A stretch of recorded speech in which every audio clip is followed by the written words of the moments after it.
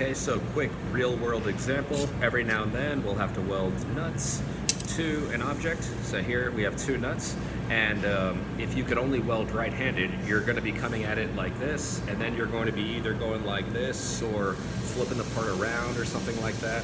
So this is where being able to weld with two hands comes in handy.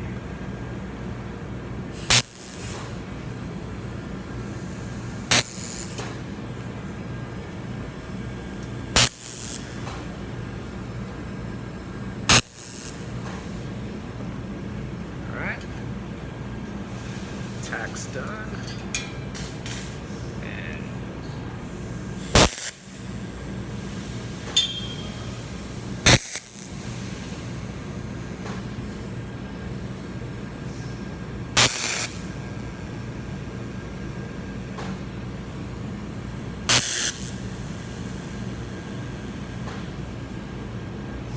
there you go.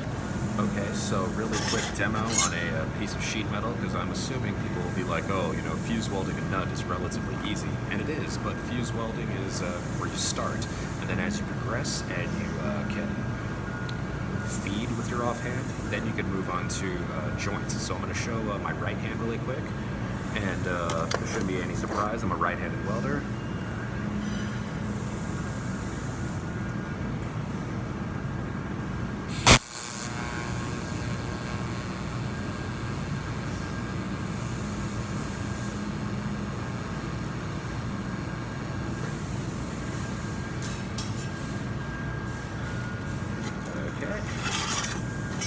Right-handed, no burn through. All right, now let's switch to the left hand. And the hardest thing about the left hand is feeding. You know, when you first start learning out, you can you know, rest the cup on something like pipe welders do when they're walking the cup, which makes it a lot easier for you to learn this.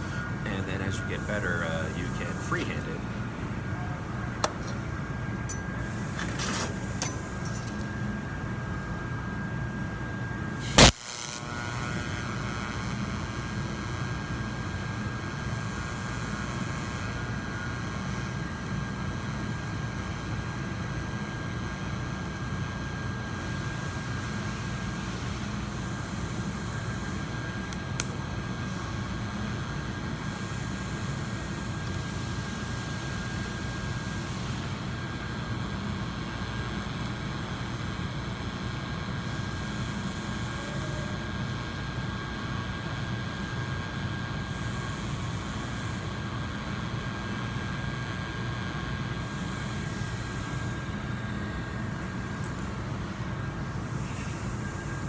And here goes left hand, and no burn through. How's it going, welders on YouTube? So the two videos you just saw were obviously ambidextrous welding. Now, you don't think that that would normally come in handy, but it really does quite often, and it's good to do it for redundancy's sake. Now, I can weld all four processes with both hands. I learned how to MIG weld with my left early on in my career out of necessity's sake. I was doing a lot of MIG welding, and my right hand got tired about halfway through my shift, and, you know, constantly gripping down on the torch and manipulating it definitely wore my hand out. So to keep going and to keep up with production, I learned how to use my left hand. Now, learning how to MIG weld with your left hand is the easiest process to learn left-handed welding with, or offhand welding, I should say.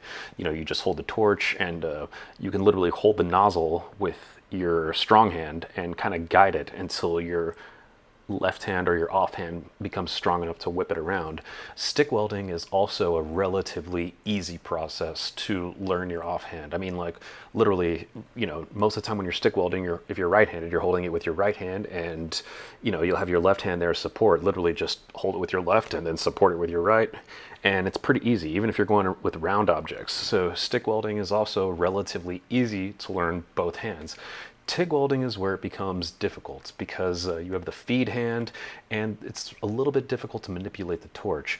But like I said in the video, just treat it like how pipe welders do when they walk the cup. Walking the cup is a crutch. You know, you you put the cup onto the piece of metal, and it limits the amount of motion or makes repetitive motion relatively easy. So do what pipe welders do when you're first learning how to TIG weld with your offhand. Just place that cup in the joint and just move slowly. And definitely you want to learn how to fuse first, and once you get more comfortable feeding with your offhand, then you can start feeding and getting into more complex joints.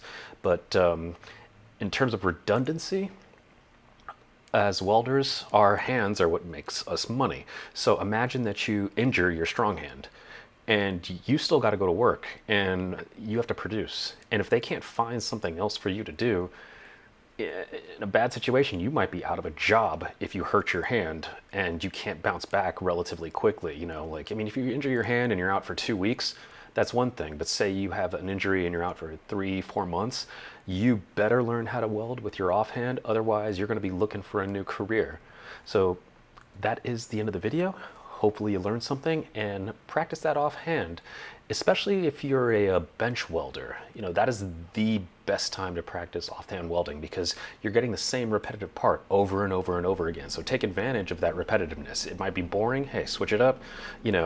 Practice with your left hand. If you're making 100 of something, every 10, use your offhand. But that's it for the video. Hopefully you guys practice that. It definitely comes in handy. Peace.